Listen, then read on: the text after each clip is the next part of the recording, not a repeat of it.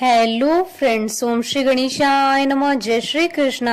आप सभी का स्वागत है आपके अपने यूट्यूब चैनल पर। फ्रेंड्स, आज हम आपको इस वीडियो में बताने जा रहे हैं वैशाख पूर्णिमा के महात्म की कथा के बारे में, जिसको सुनने मात्र से ही माँ लक्ष्मी और भगवान विष्णु करेंगे धन और वैभव की वर्षा, और साथ ही त्रिलोकी नाथ हरेंगे सारे कष्ट।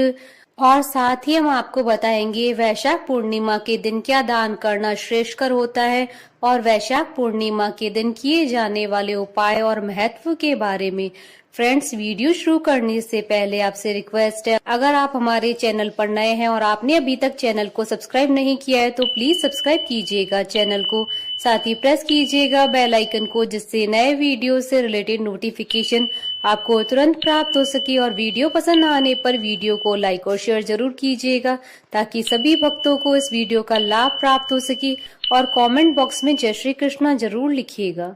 हिंदू धर्म में वैसे तो हर मास की पूर्णिमा का महत्व होता है, परंतु पुराणों में वैशाख की पूर्णिमा को अत्यंत पवित्र एवं फलदायी तिथि माना गया है। वैशाख पूर्णिमा के दिन पिछले 1 महीने से चला आ रहा वैशाख स्नान और विशेष धार्मिक अनुष्ठानों की पूर्ण आहुति की जाती है। मंदिरों में हवन पूजन के बाद वैशाख महात्मा कथा का पारायण भी किया जाता है। हिंदू धर्म के अनुसार वैशाख मास धार्मिक दृष्टि से हर महीनों में उत्तम मास माना गया है। इस मास की पूर्णिमा तिथि को गंगा स्नान, दान, पुण्य और व्रत करने से विशेष लाभ प्राप्त होता है। इस पूर्णिमा को सिद्ध विनायक पूर्णिमा और सत्य विनायक पूर्णिमा भी कहते हैं। वैशाख पूर्णिमा की तिथि के दिन ही महात्मा बुद्ध का जन्म हुआ था, इसलिए इसे बुद्ध पूर्णिमा भी कहते हैं। इसी तिथि को महात्मा बुद्ध को बौद्धत्व की प्राप्ति हुई थी। इसी तिथि को ही उनका महानिर्वाण भी हुआ था।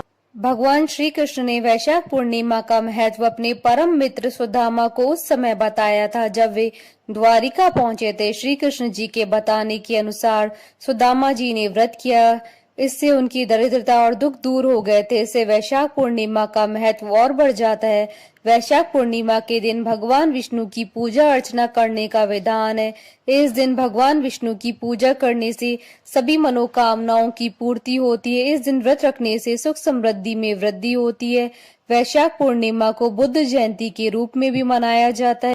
भविष्य पुराण और आदित्य पुराण के अनुसार इस दिन प्रातः नदियों एवं पवित्र सरोवरों में स्नान के बाद दान पुण्य का विशेष महत्व कहा गया है। धर्मराज के निमित्त जल से भरा हुआ कलश, पकवान एवं मिष्ठान आज के दिन वितरित करना गोदान के समान फल देने वाला बताया गया है। वैशाखी पूर्णिमा के दिन शक्कर और तिल दान करने से अनजाने में हुए पापों का क्षय हो जाता है।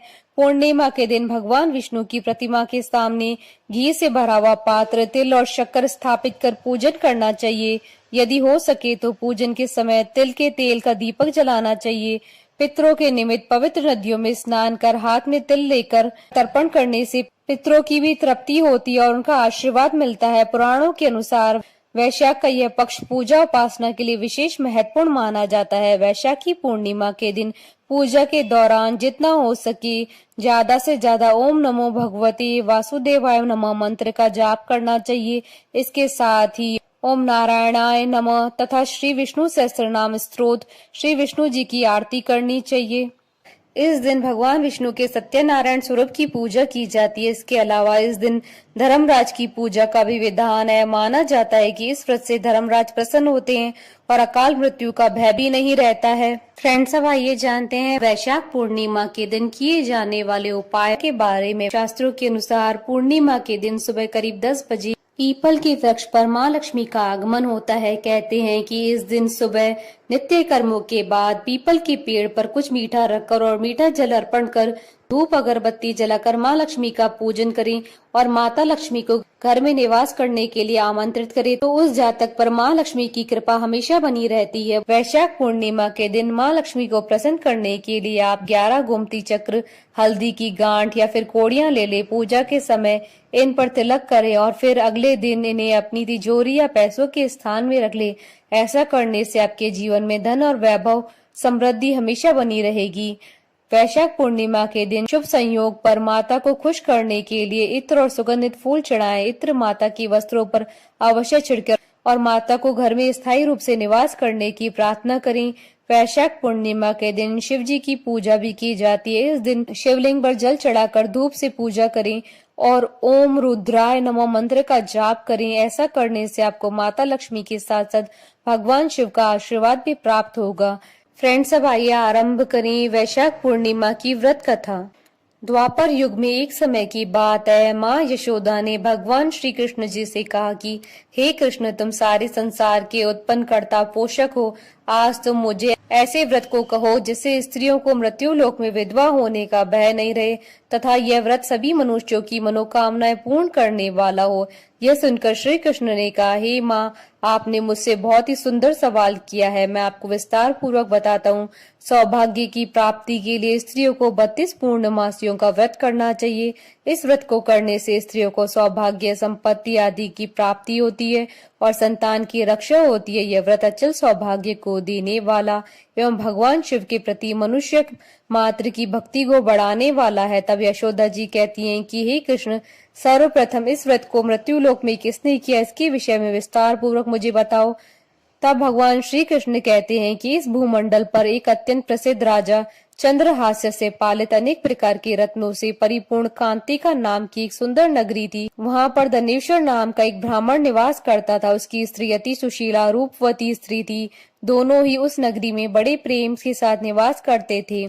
घर में धन धान्य आदि की कोई कमी नहीं थी। उनको एक बड़ा दुख था, उनके यहाँ कोई संतान नहीं थी।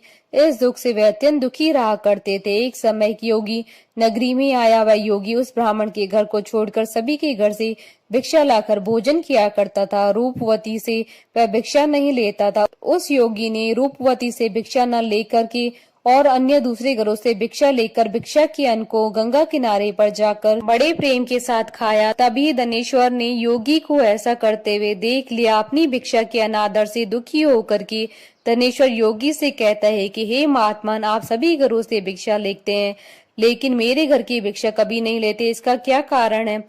तब योगी ने कहा कि निसंतान के घर की भीख पतितों के अन्न के समान होती है और जो पतितों का अन्न खाता है वह भी पतित यानी पापी हो जाता है।